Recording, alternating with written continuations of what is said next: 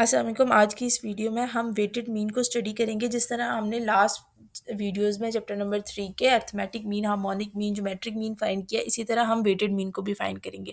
हम arithmetic mean में जो है वो फ्रीक्वेंसी को यूज़ करते हैं लेकिन हम जब वेटेड मीन की बात करते हैं तो हम फ्रीक्वेंसी को यूज़ नहीं करते। इंस्टेड ऑफ फ्रीक्वेंसी हम वेट यूज़ करते हैं। मेथड इसका सिमिलर है, बल्कि सिमिलर एग्जैक्ट जो है वो हमारे पास हार्मोनिक मीन, ज्योमेट्रिक मीन की तरह ही है, लेकिन इसमें थोड़ा-सा डिफरेंस ये है कि अर्थमेटिक मीन में हम फ्रीक्वेंसी को यूज़ कर रहे हैं, ज्योमेट और हाँ, वेटेड मीन में हम क्या कर रहे हैं, वेट्स को यूज़ कर रहे हैं इंस्टेड ऑफ फ्रीक्वेंसी।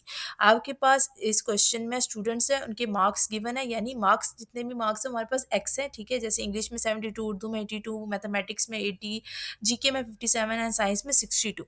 इसी तरह हमारे पास स्टूडेंट्स के वेट्स भी गिवन है 4, 3, 3, 2 एंड 2, ठीक है? हमने जब वेटेड मीन को फाइंड करना है, हम सिंपल क्या करेंगे, जितने भी हमारे पास अब मार्क्स हैं सब्जेक्ट्स के, उनको पहले मल्टीप्लाई कर देंगे वेट के साथ। फॉर एग्जांपल हमारे पास फर्स्ट मार्क्स जो हैं वो इंग्लिश के हैं, जो हमारे पास 73 हैं, और 73 के अकॉर्डिंग जो वेट हमें गिवन है वो 4 है। तो हम 73 को 4 से मल्टीप्लाई करेंगे। इसी तरह 82 को जो है वो हम 3 से मल्टीप्लाई करेंगे। देन मैथमेटिक्स के जो मार्क्स है 80 है, उसको भी हम 3 से मल्टीप्लाई करेंगे। देन जीके के जो मार्क्स हैं 57, उसको हम 2 से मल्टीप्लाई करेंगे। देन साइंस के मार्क्स जो है 62, उसको भी हम 2 से मल्टीप्लाई करेंगे। जब हम इन सबको मल्टीप्लाई कर देंगे तो जो आंसर्स आएंगे उन सबको हम क्या कर देंगे, ऐड कर देंगे। जो हमारे पास रिक्वायर्ड आंसर आएगा 1016। इसी तरह हम डिवाइड करेंगे उसको वेट पे, डब्ल्यू पे, ठीक है? तो वेट पे जब हम डिवाइड करेंगे तो हम जितने भी वेट्स हैं उनको ऐड कर देंगे, यानी 4 प्लस 3 प्लस 3 प्लस 2 प्लस 2, तो हमारे पास वो आ जाएगा 14। तो इस तरह हम जब जो हमारे पास डब्ल्यू एक्स जो है उसको डिवाइड कर देंगे डब्ल्यू पर, तो हमारे पास क्या आ जाएगा, हमारा वेटेड मीन, जो कि 72.57 आ गया। इस क्वेश्चन में हमारे पास एक एग्जाम ले रहे हैं, ठीक है? जो स्कॉलरशिप का एग्जाम्स है उसमें भी, इसमें भी हमने वेटेड मीन को ही फाइंड करना है। आपके पास डिफरेंट सब्जेक्ट्स है जिसके लिए स्कॉलरशिप्स का एग्जाम हुआ है और उनके वेट्स हमें गिवन है, ठीक है? हमारे पास 4 कैंडिडेट्स है, candidate A, B, C and D. हमने ये देखना है वो कौन सा कैंडिडेट है जिसकी हाईएस्ट एवरेज स्कोर है, जिसका हाईएस्ट एवरेज स्कोर होगा उसको स्कॉलरशिप मिलेगी, ठीक है?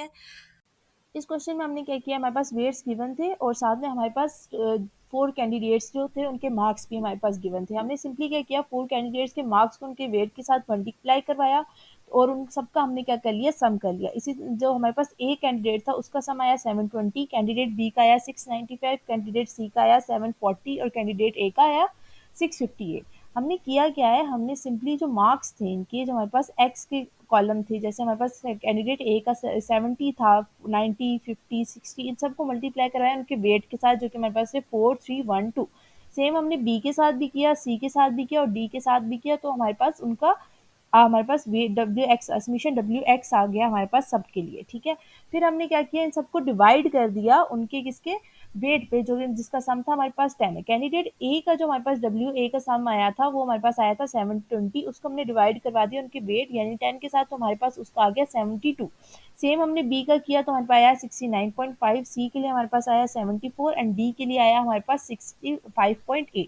अगर हम देखें तो सबसे ज़्यादा जो हाईएस्ट स्कोर इसने किया है वो हमारे पास किया है कैंडिडेट सी ने, ठीक है? इसका मतलब ये हुआ कि हमारे पास जो कैंडिडेट सी है उसको स्कॉलरशिप हमारे पास ऑफर की जाएगी। सेम क्वेश्चन के पार्ट बी में हमें एक वेरिएबल वाई डिटरमिन करना है फ्रॉम वेरिएबल एक्स पे, ठीक है? जिसके लिए इक्वेशन गिवन है, ठीक है? और हमने फाइंड करना है इसमें से वाई को, देन हमने शो करवाना है कि Y bar is equal to 10 minus 4x का बार। इसमें हमारे पास सिंपल y गिवन है और x गिवन है, ठीक है? और y के लिए की इक्वेशन गिवन है। हमने क्या किया है, जो हमारे पास उस इक्वेशन में हमने हर वैल्यू के को पुट किया उस इक्वेशन में x की, तो हमारे पास सम आ गया 54, ठीक है? इसी तरह हमारे पास x का सम आ गया था 9।